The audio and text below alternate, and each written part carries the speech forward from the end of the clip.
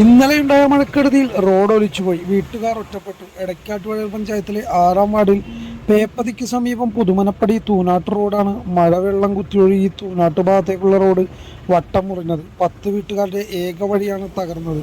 ഇതോടെ പുറത്തേക്കിറങ്ങാൻ മറ്റു വഴികളില്ലാത്തതിനാൽ ദുരിതത്തിലായിരിക്കുകയാണ് പ്രദേശവാസികൾ.